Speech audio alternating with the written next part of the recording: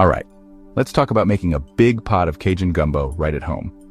If you've never tried this Louisiana classic, you're in for a real treat. Let's get into it.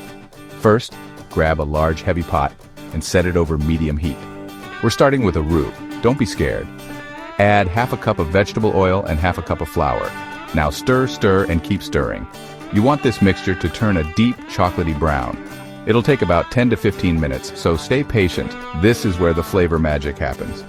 Next, toss in what Cajuns call the Holy Trinity: 1 chopped onion, 1 green bell pepper, and 2 celery stalks. Sauté until soft, about 5 minutes. Now add 3 minced garlic cloves, a teaspoon of Cajun seasoning, a little salt and black pepper, and cook for another minute. Pour in 6 cups of chicken stock and give it a good stir. Scrape up all those yummy bits from the bottom. Now add a pound of sliced smoked sausage and a pound of boneless, skinless chicken thighs cut into chunks. Bring it all to a simmer and cook for 45 minutes, stirring occasionally. Almost done. Add a cup of frozen okra and let it cook for another 10 minutes. Taste and adjust your seasoning. If you want a little heat, splash in some hot sauce. Serve your gumbo over a scoop of fluffy white rice and finish with a sprinkle of green onions. And there you have it, homemade Cajun Gumbo. It's hearty, a little spicy, and packed with flavor. Trust me, once you make it, you'll be hooked. Thanks for hanging out and happy cooking.